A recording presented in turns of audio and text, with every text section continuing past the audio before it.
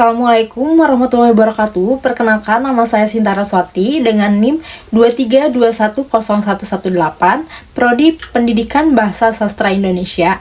Di sini saya akan menjelaskan materi psikolinguistik tentang pemprosesan bahasa. Di sini saya akan menjelaskan materi psikolinguistik tentang pemprosesan bahasa. Pengertian pemprosesan bahasa menurut buku dari sumber Harley T.A. pada tahun 2014, buku The Psychology of Language yang berjudul From Data to Theory, Psychology Press, yaitu pemprosesan bahasa adalah proses mental dan kognitif yang terjadi ketika manusia mengalami, menghasilkan, dan menyimpan dan menginterpretasikan bahasa baik secara lisan maupun tulisan. Ini mencakup aktivitas seperti mendengar, membaca, menulis, dan berbicara. Lalu yang selanjutnya ada teori-teori pemprosesan bahasa menurut buku sumber GPB pada tahun 1974 yang berjudul One Second of Reading in Reading, Process and Program. Menurut buku sumber tersebut, pemprosesan bahasa dibagi menjadi 4. Yang pertama, ada model bottom up.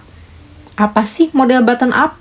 Yaitu, model bottom up adalah informasi yang diproses dari tingkat bawah atau bunyi huruf ke tingkat atas, makna atau konteks. Yang kedua, ada model top down. Di sini dijelaskan menurut sumber Rumelhart DE pada tahun 1977 yang berjudul Toward an Interactive Model of Reading. Model top-down yaitu pemahaman bahasa dipengaruhi oleh pengetahuan sebelumnya, konteks dan prediksi, atau pikiran membuat dugaan terhadap makna sebelum seluruh informasi diterima.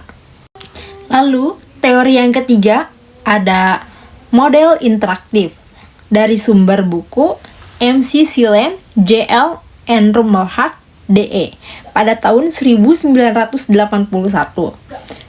yang berjudul An Interactive Attraction Model of Context Effect in Letter Perfection. Jadi, model interaktif ini adalah kombinasi antara top-down dan bottom-up, atau otak menggunakan semua informasi yang tersedia secara bersamaan, baik bunyi, struktur, kalimat, konteks, dan lain-lain. Lalu, materi selanjutnya ada tahapan pemprosesan data. Menurut buku sumber dari Phil J. pada tahun 2003, yang berjudul Psycholinguistic, a Research Book of Student Road Edge. Yang pertama, ada pemprosesan penerimaan atau input, yang berarti mendengar atau membaca. Otak mengenali suara atau huruf, lalu mengakses makna, kata, dan struktur sintaksis. Yang kedua, ada pemprosesan menyimpan atau memori, yaitu informasi linguistik disimpan di memori jangka pendek dan panjang, yang melibatkan aktivasi kosakata atau mental action dan struktur gramatikal. Yang ketiga, ada pemprosesan produksi atau output, yang berarti berbicara atau menulis, atau dimulai dari ide, pemilihan kata, struktur kalimat, dan artikulasi suara. Yang keempat, ada pemprosesan makna dan konteks, yaitu penafsiran berdasarkan situasi, konteks sosial, dan pengetahuan dunia. Contoh pemprosesan bahasa, misalnya saat seseorang membaca kalimat, anak itu sedang bermain di taman. Yang pertama, mengenali huruf dan kata, atau yang disebut tahap bottom up. Yang kedua, memprediksi isi kalimat berdasarkan pengalaman, yang disebut top down. Yang ketiga, menghubungkan makna kata secara keseluruhan, yang disebut interaktif. Dan yang keempat, memahami makna kalimat dalam konteks situasi atau yang disebut semantik dan pragmatif. Lalu, materi yang selanjutnya ada faktor yang mempengaruhi pemprosesan bahasa.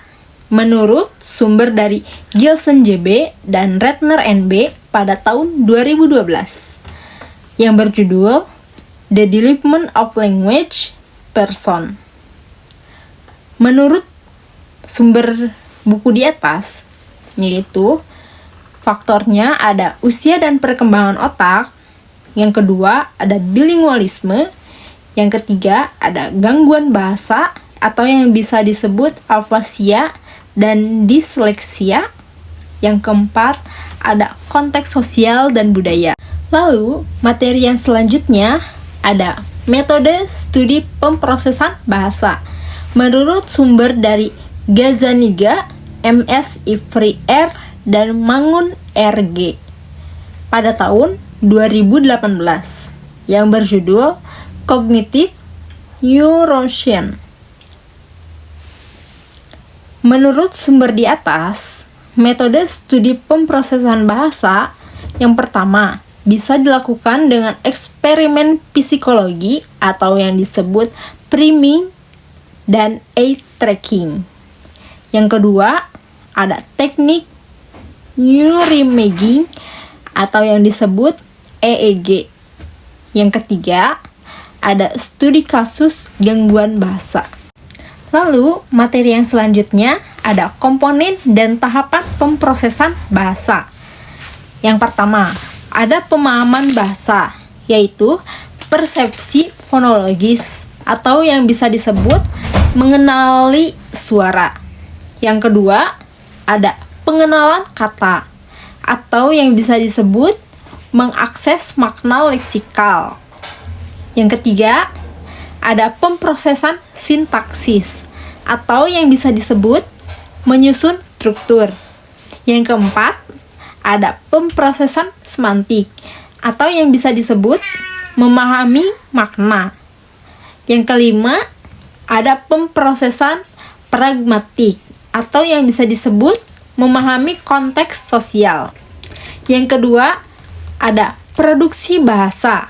Yang pertama, ada konseptualisasi atau yang bisa disebut menyusun pesan. Yang kedua, ada formulasi atau yang bisa disebut memilih kata dan struktur.